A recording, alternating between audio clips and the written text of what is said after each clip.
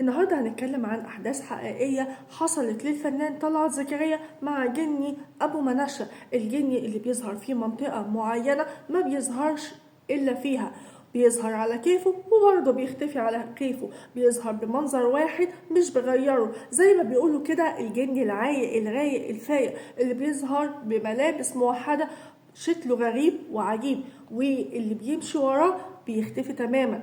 هو ده الجني اللي خطف زميل طلعت زكريا ايام الطفولة، ولحد وقتنا الحالي محدش يعرف صاحبه راح فين. الحكاية هقولها باختصار، بس تحذير: اللي قلبه جامد بس هو اللي هيتابع معايا للنهاية، واللي بيخاف يروح يشوف له اي حته كده، يقعد كده قدام التلفزيون وياكل خشاف. طيب، جيني ابو منشة ناس كتيره قالوا ان دي اشاعات وخرافات، بس فعلا انا لما سالت والدتي قالت الاحداث دي احداث حقيقيه وكانت بتسمعها من ستي. حتى في ناس ساكنه هناك في المنطقه اللي بيظهر فيها جيني ابو منشة، وقالوا ان كل الكلام اللي قاله طلعت زكريا هو كلام حقيقي، وده اللي هكشفه في الفيديو النهارده. طيب، يعني ايه منشة كده اللي انت عماله تقولي عليها يا روشا؟ هو حاجه كده عامله زي عصايه وفيها زي شعر طويل وبيهشوا بيه الدبان، واللي كانوا بيمسكوا دوت يعني الناس زي ما بيقولوا كده في فتره الاربعينات، الناس اللي ليها مستوى، اللي هم زي الناس الاغنياء. طيب، هكشف على احداث خطيره جدا. تعالوا كده معايا نقول بسم الله. زي ما النداهة كانت مشهورة في الأرياف، برضو جني أبو منشة هو مشهور في اسكندرية، تحديدا في مقابر العمود في منطقة كرموز. ومن المعروف ان مقابر العمود لها 3 أبواب، وهاجي اقول لكم انا ليه قلت كده، بس تابعوني وما تستعجلوش. جني ابو منشة كان مشهور جدا في اسكندريه في المنطقه اللي انا قلت عليها، لدرجه ان هو كتبوا باسمه منطقه، او بمعنى ادق شارع في اسكندريه، والشارع ده مرعب برضه زي ما هي شخصيته مرعبه. هو شارع في المقابر، سموه شارع ابو منشة. الفنان طلعت زكريا بيقول ان هو كان بيلعب مع مجموعة من صحابه، يعني بيعملوا فريق كورة وكانوا بيلعبوا على فلوس يعني، وفي آخر اليوم كانوا بيقسموا الفلوس كده على بعضيها للي بيكسب. حوالي كده 10 أطفال ولا حاجة، وهو كان في السن ده يعني عنده حوالي 10 سنين.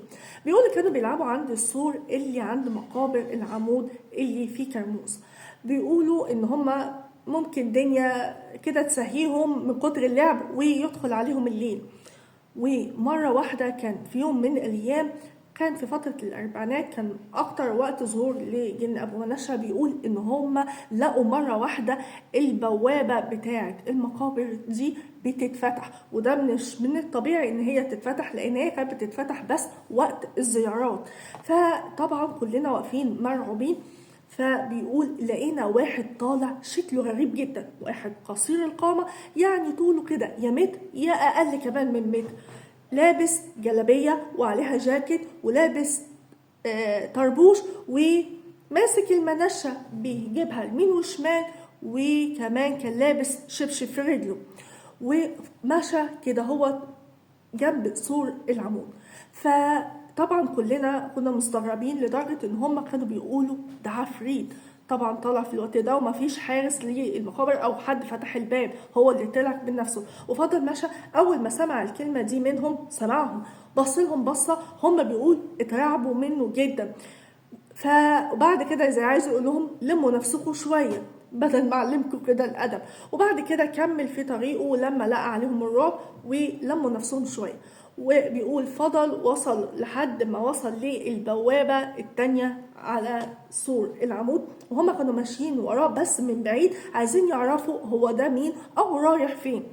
وبعد كده بيقولوا ان هم لاحظوا ان هو ابتدى يقصر يقصر يقصر لحد ما ابتدى يتلاشى. فطبعا طلعوا يجروا للمكان اللي هو اختفى فيه تماما، وبعد كده لقوه المكان اللي تلاشى فيه ده عند بلاعة.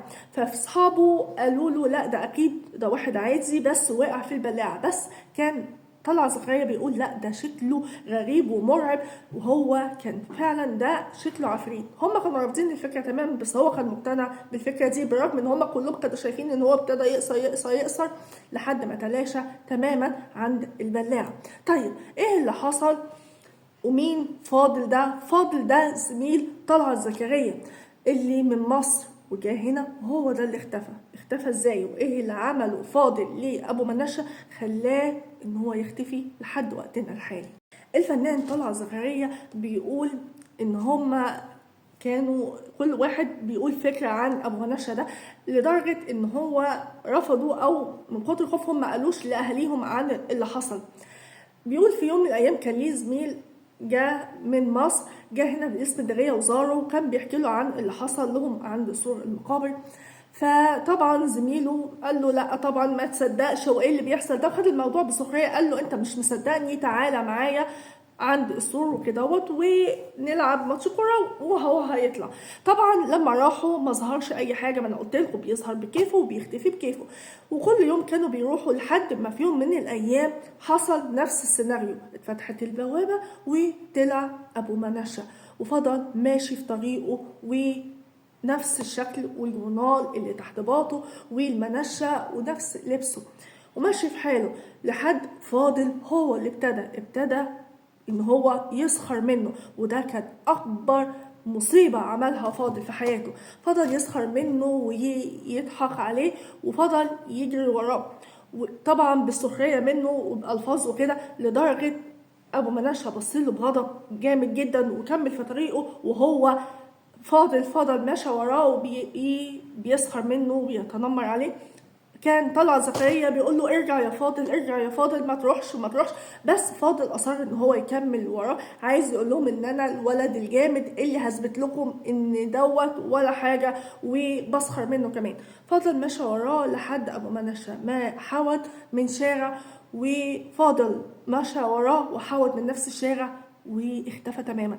طبعا طلعت زكريا بيقول ان احنا لما استغيبنا فاضل وان هو ما ظهرش، رحنا بكل خوف ورعب نشوفه هو راح فين، وحودنا من الشارع اللي هو حود منه هو وابو منشا، بس للاسف ما لقناش ليه اي اثر. طبعا كانوا في قمه الخوف والرعب، ما فيش اي اثر، دوروا كتير جدا على فاضل ما لقوش ليه اي دليل ان هم يقدروا يلاقوه. طبعا قعدوا يدوروا عليه في الايام اللي بعديها، فاضل لا حس ولا خبر واختفى تماما، لحد ما عدت سنة ورا سنة وفاضل ملوش أي أثر أو وجود واختفى تماما. زي ما كان الناس بيقولوا إن أبو منشا هو يعني ما بيأذيش حد، وفي ناس كتير بيقول إن هما بيظهر لهم بس لو حد اعترض طريقه أو سخر منه، إن هو زي ما بيقولوا كده روحه بلا رجعة. وده اللي حصل بالظبط مع زميل الفنان طلعت زكريا اللي اختفى تماما بعد ما تحدى ابو منشا. ناس كتيرة بيقولوا ده اشاعات وخرافات، بس دي ناس كتيرة احداث حقيقية قالوها ان هي حصلت وشافوا دوت فعلا في الشارع اللي فيه مقابر العمود، ودي من اكبر المقابر الموجودة في اسكندرية. لو حصلت لكم قصة مشابهة للي حصل ده يا ريت تكتبوا لي في التعليقات تحت، ما تنسوش الاشتراك في القناة علشان تشرفوني بانضمامكم ليها. حصنوا نفسكم بالأذكار وبكلام ربنا، وربنا يحفظنا ويحفظكم جميعا.